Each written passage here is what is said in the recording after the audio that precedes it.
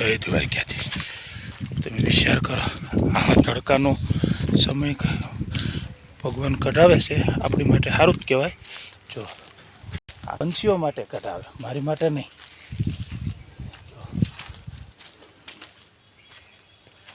જો પ્રેમ છે ને, પ્રેમથી વસ્તુ મોટી એક ક્યાં નથી ને. જો જમીન તરત આપણે થોડો વિચાર કરતા હોય આજ કઈ બાજુ લઈશું કે એ લોકોને ખાલી ના થયું હોય. કેમ કે હવે પંછીઓને પણ આપણે એક ટાઈમ દીધું હોય ને ભોજન, એટલે બીજા ટાઈમે વાટે રહે. એટલે કોઈ માણસને નિહાકો તો માણસને પણ પંછીને પણ નિહાકો ન લખાવે. જેટલું આપણને ભગવાને આપ્યું હોય ને એ પ્રમાણે આપણને લાંબુ વિચારવું પડે. કેમ કે એક ટાઈમ આપીને બીજા ટાઈમે તમે ભૂખ્યું કાઢો ને તો તમારું આ જે કર્યું હોય ને એ પણ વયું જાય. એટલે કોઈ પણ વસ્તુ છે ને, આજે હું પાણીના કુંડા ભરું ને, હું કુંડા તો અહીંથી ઠેઠ તરજમથી બાંધી શકું, બાંધી તો દેવી, પણ પછી કાલે આજે હું ભરીને વહી આવું પછી તો બધા એમ જ કહેવાના કે એ તો વિડીયો બનાવવાળા હતા, એ તો એક દી બાંધીને વયા જાય. પછી આ હું જો અત્યારે ગામમાં બાંધું, ભાવનગર રોડ ઉપર બાંધું, પણ મારે શું થાય જેટલો સમય ખબર છે કે હું અહીંયા 2 દિવસે પહોંચી જશે, એટલે 2 દિવસે એ કુંડું ખાલી બગાડ થાય. જો આ બુલબુલ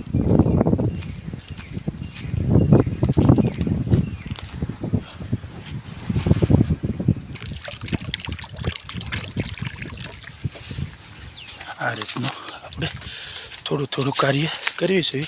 આ બોટલો પણ બાંધવાનું, કેમ કે અત્યારે બોટલો સણ અત્યારે જેમ ઓછી આવતી જાય એમ વધારું છું. કેમ કે પછી બધે બાંધી દેવી અને કદાચ ખાલી થઈ તો પછી ભોજન મળે નહીં તો શું કામનું. એટલે જો અહીંયા પણ છે, બધા ભાગમાં એક એક રાખવું કે જેને નજીક પડે એ લોકો એ રીતનું જમી શકે. ખાલી એક આ રાઉન્ડ ફરો ને કે અમારે 10 થી 12 મિનિટ ખાલી હાલવામાં વહી જાય. તો તમે વિચાર કરો, હું આ બધાને કહું ને કે મને શેર કરો, ફોલો કરો. કદાચ આમાં મને કાંઈક મળશે ને તો હું આ પંછીઓને જ વાપરીશ. જો પંછીઓ જો, અને ભગવાને આપણને તક આપી છે તો થોડુંક આપણે સેવાનું કાર્ય કરવી છે. તો બને એટલે શેર કરો અને કોમેન્ટમાં લખો જય દ્વારકાધીશ, જય દ્વારકાધીશ.